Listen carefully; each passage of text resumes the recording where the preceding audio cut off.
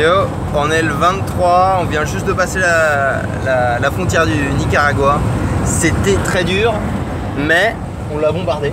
Ah, on l'a bombardé. On commence à connaître le truc, et puis j'ai regardé sur un forum de façon détaillée où est-ce qu'il faut aller, ce qu'il faut faire, ce qu'il ne faut pas faire, les endroits où aller, parce que rien n'est indiqué. C'est-à-dire que on rentre quand même, on sort d'un pays, on doit se faire tamponner pour le tampon de sortie, pour le passeport, et également supprimer la taxe d'import du véhicule. C'est comme pour nous, le véhicule, on a besoin de payer pour qu'il rentre dans un pays, et il a besoin d'un tampon pour la sortie. Parfois il faut payer, parfois pas. Donc tout ça, c'est des choses qu'il faut savoir, parce que on peut essayer de nous faire payer alors qu'il n'y a pas besoin, on peut essayer de nous faire payer plus, etc. Et surtout, avec notre grosse voiture, dès qu'on arrive à une frontière, il y a tout le monde qui vient vers nous pour nous aider, très très gentiment. Trop gentiment. et ouais, en fait, faut pas se faire aider, ou alors faut se faire aider et puis donner que dalle, et prévenir qu'on donne que dalle. Et de toute façon, on dit qu'on donne rien et les gens restent, donc ils continuent à nous aider. Donc c'est cool. Et puis après, ils vont se faire foutre. Non. Non, on leur dit de partir. On leur dit qu'on a toutes les infos et tout. Voilà.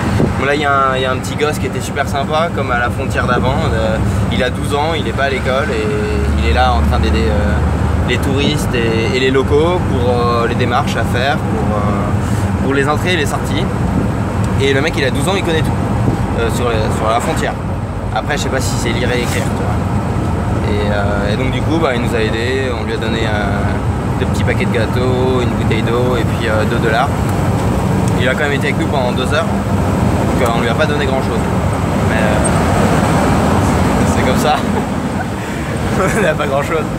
Donc Nicaragua, là ça a l'air sympa. Dans le fond il y a des montagnes, et puis ça a l'air d'être un peu en mode Cambrousse. Et voilà, donc aujourd'hui on va essayer d'aller le plus loin possible au Nicaragua, pour demain passer le plus tôt possible, le moins tard possible plutôt, la frontière du Costa Rica, pour pouvoir se faire un putain de resto au Costa Rica pour Noël. C'est l'objectif, challenge à relever. Et franchement ça va être chaud, parce que traverser tout le Nicaragua, c'est pas facile. Là la route elle est pas mal, on va voir comment c'est après, mais en général les routes sont pas terribles.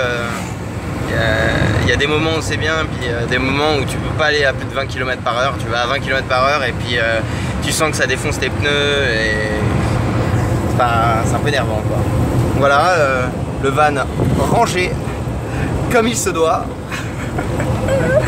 Là où il y a un lit.